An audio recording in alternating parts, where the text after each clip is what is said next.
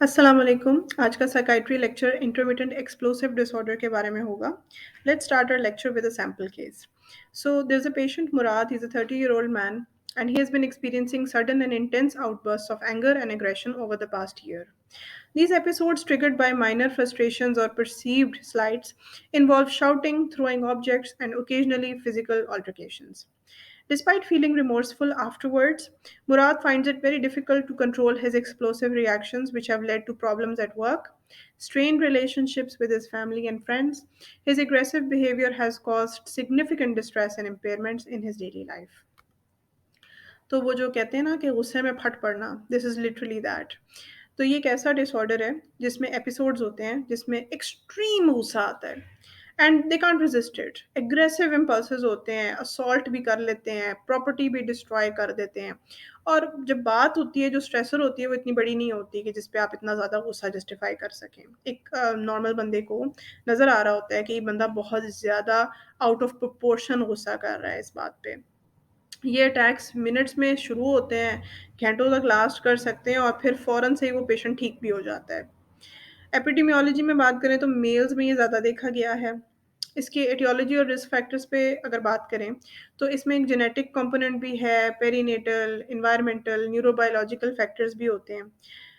ये देखा गया है कि पेशेंट्स के अंदर हिस्ट्री हो सकती है चाइल्डहुड फिजिकल या इमोशनल अब्यूज़ की, हेड ट्रॉमा या सीजर्स भी हो सकते हैं, एंसेफेलाइटिस, हाइपर एक्टिविटी या किसी और ब्रेन डिसफंक्शन की कॉज भी हो सकती है। जनरली ये भी देखा गया है कि जो आदमी प्रिजन में होते हैं और जो औरतें साइकेट्रिक फैसिलिटीज़ में होती हैं, उनमें भी ये ज़्यादा देखा गया है। कुछ स्टडीज़ ये शो करती हैं कि low levels of 5-HIAA, 5 hydroxy indole acetic acid, और एब्नॉर्मेलिटीज़ ऑफ लिम्बिक सिस्टम और टेस्टोस्टेरोन, ये भी इसके साथ लिंक्ड हैं। फिर ये low levels of serotonin in the CSF have been shown to be associated with impulsive behaviour and aggression. इसका ऑनसेट जनरली देखा गया है कि एडोलेसेंस में ज़्यादा कॉमन है, लेट चाइल्डहुड में। इसका कोर्स एपिसोडिक है और क्रॉनिक और परसिस्टेंट है। इसका impact as you can understand common sense है कि ऐसे लोग जो ऐसे करते हैं, उनके family relations, social relations poor हैं, इनके दोस्त भी कम होते हैं, सपोर्ट भी कम होती है, एकेडमिक परफॉर्मेंस, वर्क परफॉर्मेंस भी पुअर होती है, डिफ़िकल्ट मैरिजेस होती हैं, अच्छे पेरेंट्स भी नहीं बन पाते और they get in problems with the law. Associated medical physical findings कोई ख़ास तो नहीं है, CNS पे शायद सॉफ्ट साइंस हो सकते हैं, EEG यूजुअली नॉर्मल होती है, साइकाइट्रिक टेस्ट भी ऑफन नॉर्मल होते हैं। DSM-5 क्या कहता है?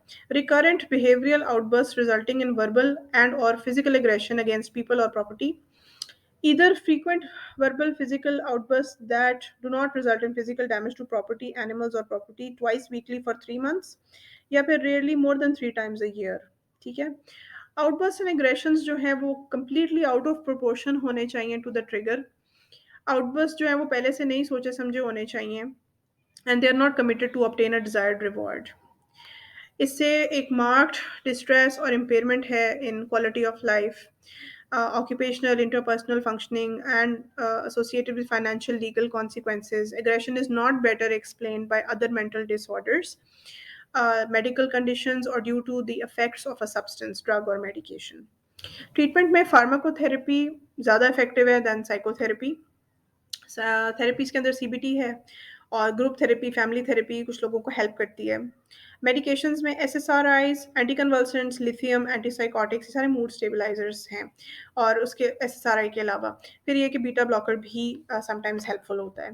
डिफरेंशियल डायग्नोसिस में disruptive mood dysregulation disorder, anti social personality, borderline personality, substance intoxication या withdrawal, ADHD, conduct disorder, and autism spectrum disorder भी consider करना चाहिए. Prognosis complications, symptoms lessen with age generally. And if you like this video, please like, comment, share and subscribe to my channel. Instagram और Facebook पे मुझे follow करें। इंशाल्लाह और videos के साथ हाजिर होंगी। अल्लाह हाफिज़।